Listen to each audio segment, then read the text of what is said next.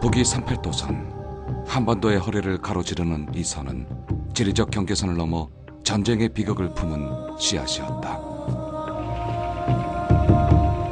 2차 대전이 끝난 한반도는 일본군의 항복과 무장 해제를 위해 38선을 경계로 미국과 소련이 분할 진주한다.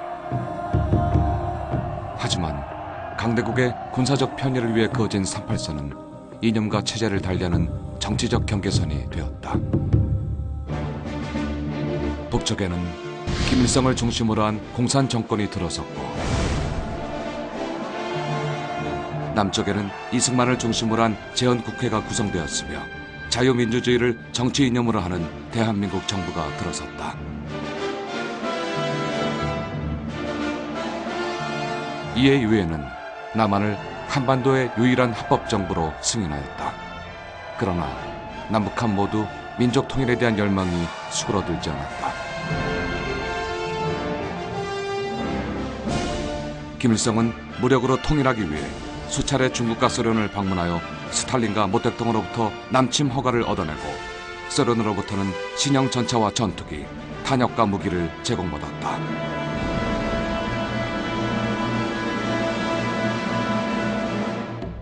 모택동 동지 필리포프와 그의 측근들은 북조선 동지들과의 대담에서 조선인들의 통일 착수 제안에 동의한다는 견해를 밝혔습니다. 지난번 회동에서 귀하가 말한 탄약이나 포병화기 등 모든 것이 이미 도착하고 있습니다.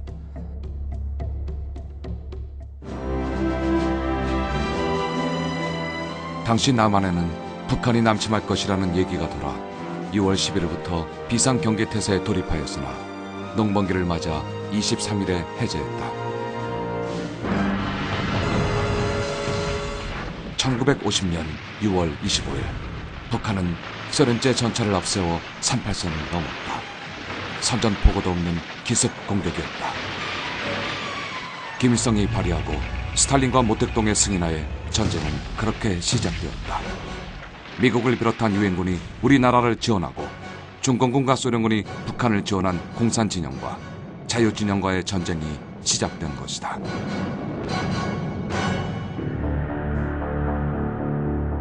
(1950년 6월 25일) 새벽 4시 쾅쾅 우르릉 대포 소리가 들려왔다. 항시 있는 놈들의 장난이겠지 했다. 통신병 박하사가 큰일 났습니다.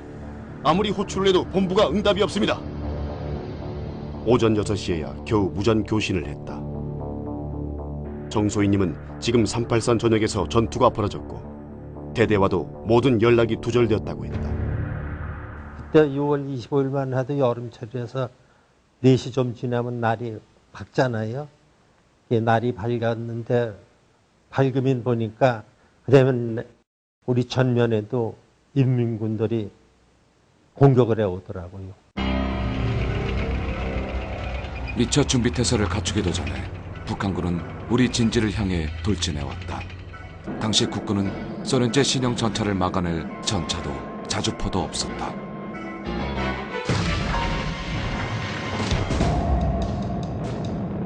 포탄을 안고 전차를 향해 돌격해보기도 했지만 대세의 흐름은 막지 못했다. 월등한 전력 차이 때문이었다. 당시 국군은 10만여 명이었지만 북한군은 그 2배에 가까웠다. 병력뿐만 아니라 무기도 국군에 비해 월등했다. 북한군은 1950년 6월까지 전 사단의 그 사단 기동 훈련을 마친 상태였습니다. 거기에 반해서 한국군은 중대 규모, 대대 규모 정도의 훈련을 하고 있었던 그런 상황이었습니다. 침공이 시작된 지 3일 만에 대한민국의 수도 서울은 완전히 침략군에 떨어졌다. 남북한의 전투력 차이로 전쟁이 시작된 지 3일 만에 북한군에게 서울을 내줄 수밖에 없었다. 6월 26일 유엔은 안전보장 이사회를 소집했다. 침략 행위를 멈추라는 유엔의 결의에도 북한의 남침은 멈추지 않았다. 다음 날 미 극동궁 사령관 메가더가 전쟁 상황을 살피기 위해 한국 전선에 도착했다. 그때 후퇴하지 않고 남아있던 한 한국군 이등병에게 메가더가 물었다. 자네는 언제까지 그 호를 지키고 있을 것인가? 군인은 명령에 따를 뿐입니다. 저의 상관이 철수하라는 명령을 내리지 않으면 제가 죽는 순간까지 이곳을 지킬 것입니다. 이 병사에게 전해주게. 내가 도쿄로 돌아가는 즉시 지원병력을 보낼 테니 그때까지 용기를 잃지 말고 싸우라고.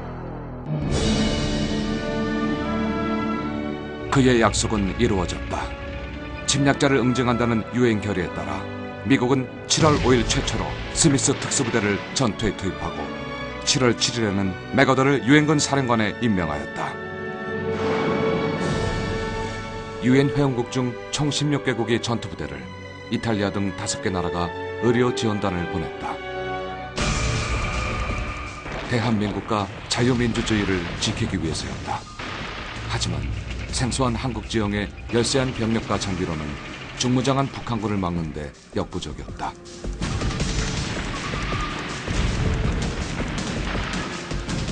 지연전을 실시하며 후퇴의 후퇴를 거듭한 국군과 유엔군은 7월 말 낙동강에 이른다. 국토의 90%를 빼앗긴 상황이다. 더 이상 물러설 곳은 없었다. 국군과 유엔군은 낙동강을 중심으로 최후의 방어선을 설치했다. 부산을 지키기 위한 우리로서는 마지막 방위선이고 적으로서는 거기만 돌파하게 되면 뭐 부산까지 점령할 수 있다는 생각이고 또 대구에 그때는 정부의 모든 기능이 도망온 거죠. 전부 후퇴해가지고 거기다 집결해 있는 거고. 근데 그런 상황에서 그 다부동 전투가 벌어진 겁니다. 마지막 방어선에서 벌어진 싸움이었던 만큼 전투는 계속되었고 치열했다. 가장 치열했던 곳은 대구로 가는 길목인 다부동이었다. 우리는 여기서 더 후퇴할 장소가 없다. 우리가 더 갈 곳은 바다밖에 없다. 내가 선두에 서서 돌격하겠다. 내가 후퇴하면 너희들이 나를 쏘아라. 하루에도 몇 번씩 고지의 주인이 바뀌는 혈전이 계속됐다. 8월 초부터 약 한 달 동안 2만 7천여 명이 다부동에서 죽거나 다쳤다. 식사하다가도 포탄이 떨어져서 어떻게 우리는 살고 몇 사람은 죽고 이럴 때는 참 이거 기가 막힙니다. 예. 그런 걸 하루 이틀 보는 게 나중에는요 도끼가 나가지고 어쨌든지 내가 목숨 붙을 때까지만이라도 싸워 이겨야 되겠다 하는 그 생각뿐이지 조금도 단 생각 없었어요. 낙동강 전선에서 치열한 전투가 벌어지는 동안 민간인들은 북한의 통치 아래 놓였다. 군경 가족을 비롯한 우익인사, 종교인들을 반동분자라는 명목으로 검거해 13만 명을 학살했다.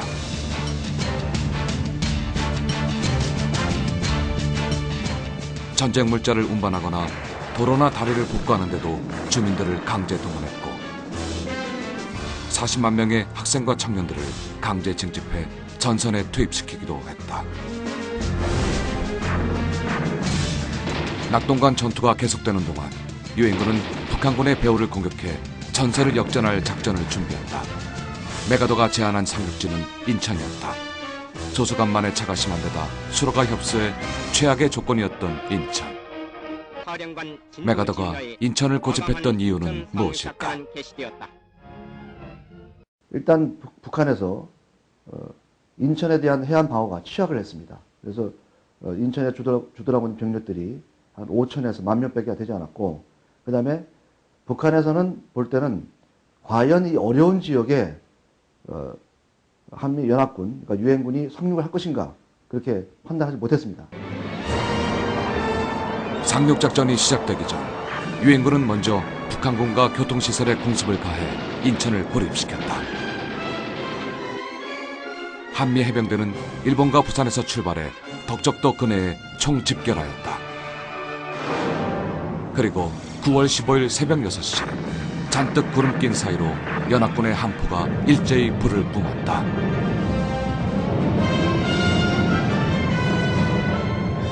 북한군 진지에 포탄을 퍼붓는 동안 미 해병대가 전차를 앞세워 월미도에 상륙했다.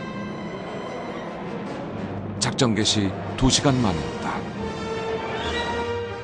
이어 하루 만에 인천을 완전히 점령했다. 작전에 성공한 국군과 유엔군은 9월 17일 김포 비행장까지 점령하고 서울로 진격했다.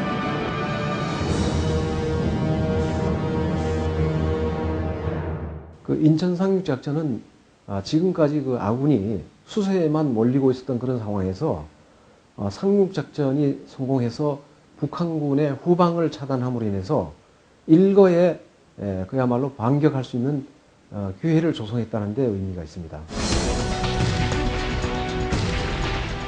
낙동강 방어선에서도 총반격이 시작됐다. 북한의 방어선을 돌파하며 우리 군은 서울을 향해 진격했다.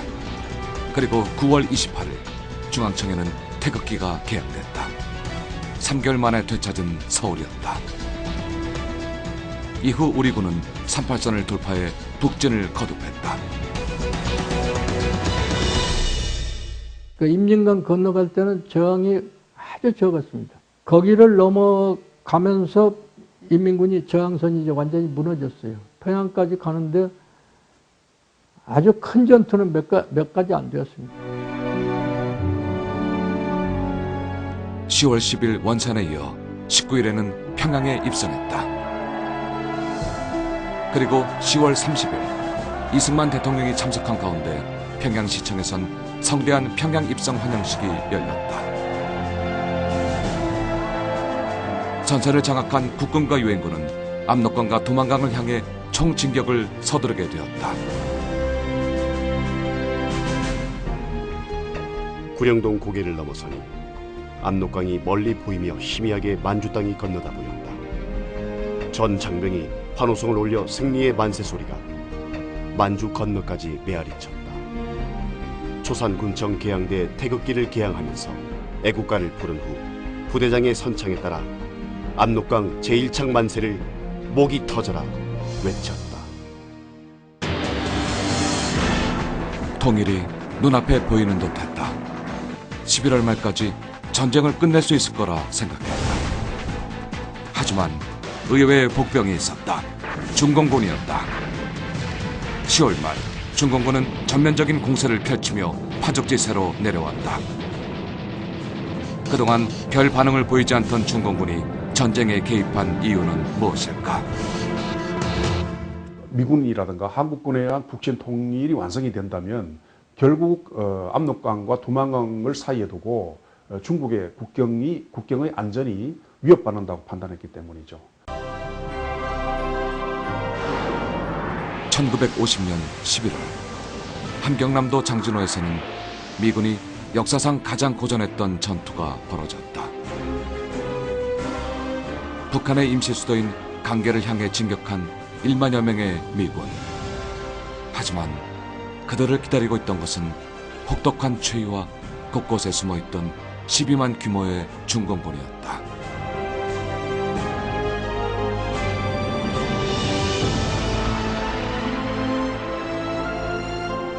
실제 장진호 전투에 참가했던 마틴 러스가 쓴 이 책에는 참담했던 당시의 상황이 생생하게 기록되어 있다. 추위 때문에 속수무책으로 죽어가는 동료들. 그들을 그저 바라봐야만 했던 일. 피가 나오자마자 곧 얼어붙어버리는 지독한 맹추. 눈 덮인 벌판에 끝도 없이 널려있던 중공군의 시체. 차라리 죽어버리면 이 고통을 잊을까 했던 추위 속에서의 중공군과의 혈투. 영하 26도까지 내려가는 맹추위 속에서 벌어진 치열한 전투. 자신의 10배에 달하는 중공군의 포위를 뚫고 철수를 계속한 미군은 12월 15일 흥남에 도착해 철수함에 올랐다. 중공군의 압도적인 포위 속에 이루어진 세계 전사상 유례를 찾아볼 수 없는 가장 성공적인 동계후퇴 작전이었다. 후퇴 작전의 성공으로 10만 명이 넘는 병력이 남쪽으로 철수할 수 있게 되었다. 9만여 명의 피난민들도 자유를 찾아 배에 올랐다. 그 바람 쐬고 왔는데 밑에는 참 흔적까지 어떻게 사람이 많이 있는지 사다리 이제 올라가고 내려가는 성강대 거기도 사람이 전부 매달려 있는 거예요. 그 떨어질까 싶어서 참뭐 혁대 가지고 잠매고 이래 가지고 참 그야말로 아비규환에서 우리가 겨우 사라진 거죠. 중공군의 추격과 바다에 가득했던 기뢰들. 누구도 안전을 보장할 수 없었지만 자유를 원했던 피난민들은 목숨을 걸고 배에 올라탔다. 3일 동안 신이 우리와 함께 항해했다고 믿는다. 10년 전 크리스마스 때 지구 반대편에서 한 놀랍고 경이로운 항해를 항상 기억할 것이다.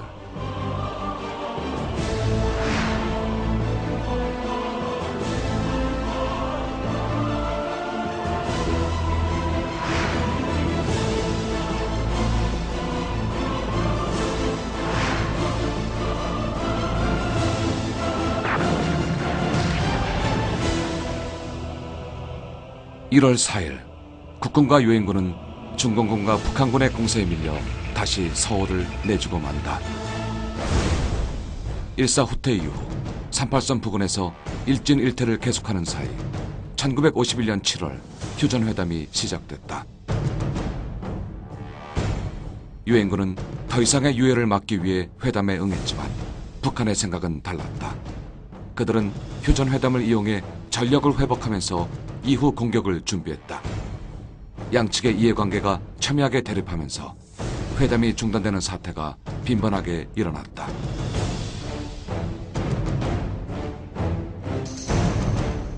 회담장 안에선 설전이 오고 갔지만 밖에서는 치열한 고지쟁탈전이 벌어졌다. 휴전 후 방어에 유리한 고지를 선점하기 위해서였다.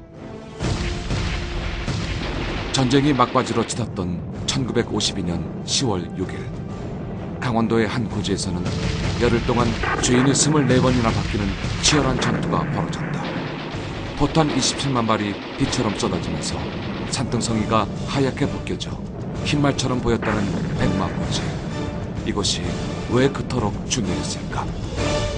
만약에 그 백마고지를 빼앗긴다면은 그 4km에 달하는 그 백마고지 남쪽에 있는 철원평야를 적에게 빼앗기게 되고 또 그 중부 전선에 그 유엔군의 보급로를 적에게 차단당하는 그러한 그 전략적 고지이기 때문에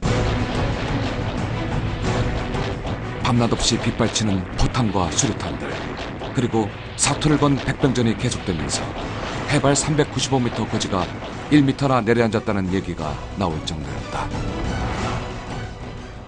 총알이 많으냐 우리 병력이 많으냐 한번 붙어보자 하는 그런 식의 그 전술이 인해 전술이었다.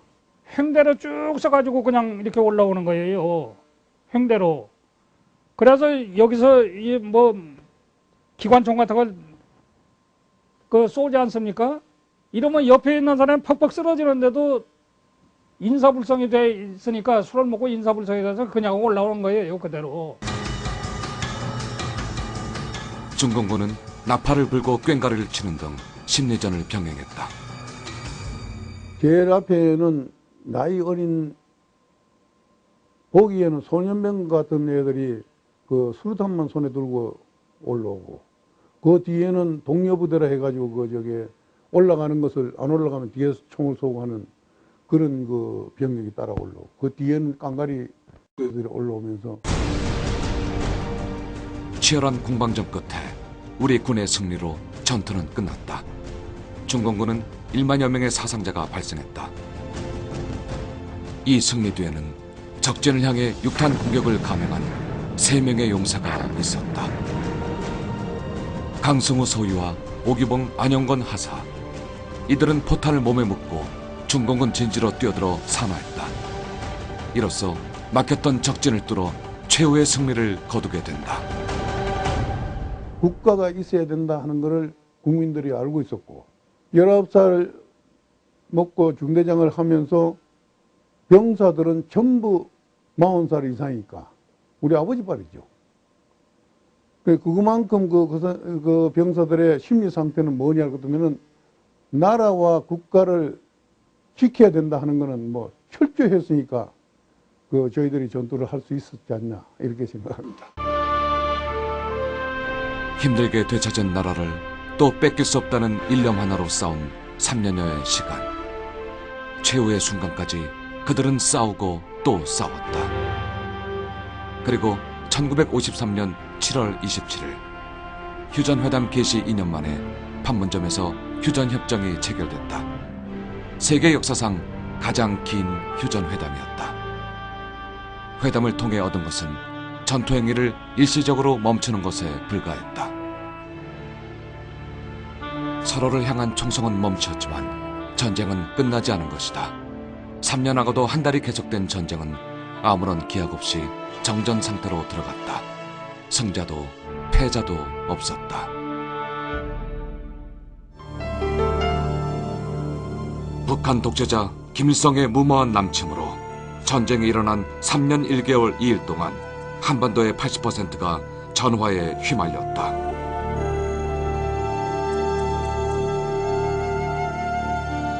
(30만) 명의 전쟁 미망인과 10만 명이 넘는 전쟁 고아와 1천만 명이 넘는 이상 가족을 만들어냄으로써 우리 민족의 가슴에 천추의 한을 남겼다.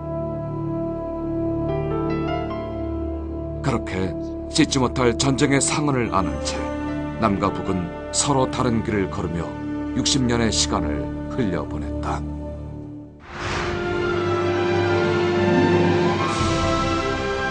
전후 60년, 대한민국은 전란의 폐허를 딛고 세계 10위권의 경제대국으로 도약하며 도움을 받는 나라에서 국제사회에 도움을 주는 나라로 성장했다.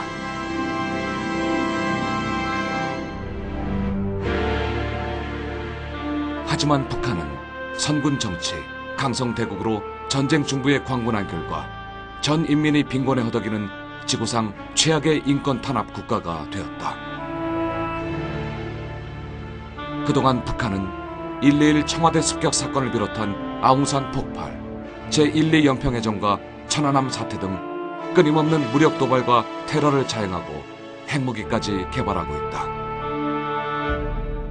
6.25라는 것이 소위 공산화하기 위한 북측의 전쟁 도발이었었는데 지금 북한이 존재하고 있는 한 그들도 그 욕심은 버리지 않고 있을 겁니다. 전쟁은 지속된다고 생각합니다. 전투만 그쳐 있는 상태입니다. 이북이 전쟁을 끝낼 의사가 없는 사람들입니다. 지금 적이 어디 있는지 이거 자체를 잊어버리고 살잖아요.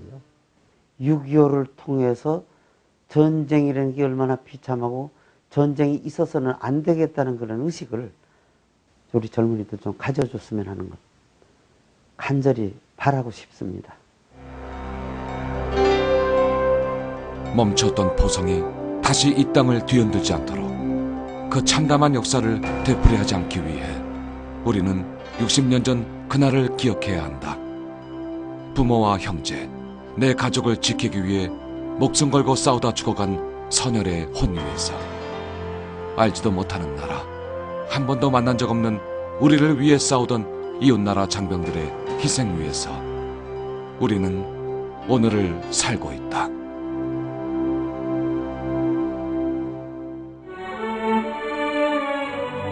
어머니, 지금 내 옆에는 수많은 학우들이 죽음을 기다리듯 적이 덤벼들 것을 기다리며 뜨거운 햇빛 아래 엎드려 있습니다. 적병은 너무나 많습니다. 우리는 겨우 71명입니다. 어머니, 어쩌면 제가 오늘 죽을지도 모릅니다. 저 많은 적들이 그냥 물러갈 것 같지는 않으니까 말입니다.